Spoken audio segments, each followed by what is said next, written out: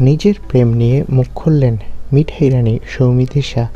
একই জানালো অভিনেত্রী।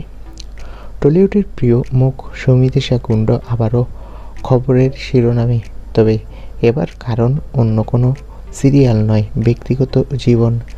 নেটিজনদের প্রশ্ন, সৌমিত্রিষার জীবনে কি কেউ আছে? অবশেষে এক সাক্ষাৎকারে এই প্রশ্নের জবাব দিয়েছেন তিনি।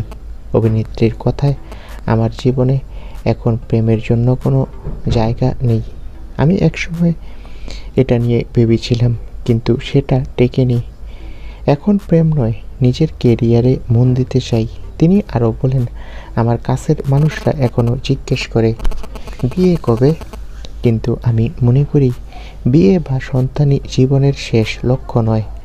একজন নারী পূর্ণ হয় যখন সে নিজের সিদ্ধান্তে বাঁচতে শেখে। এই মন্তব্যের পর থেকেই অনেকে বলছেন সৌমিত্রিষার এই আত্মবিশ্বাসী বক্তব্য আজকের অনেক তরুণীর প্রেরণা হতে পারে। প্রেম, সম্পর্ক, বিয়ে এগুলো জীবনের অংশ হলেও নিজের অস্তিত্বটাই সবচেয়ে বড়। বর্তমানে তিনি নতুন একটি হরর থ্রিলার ছবির প্রচারে ব্যস্ত, যেখানে সৌমিত্রিষা একেবারে অন্যরকম চরিত্রে ধরা দেবেন। কাজ, আত্মবিশ্বাস আর স্বপ্ন, এই তিনেই এখন ভরপুর তার জীবন।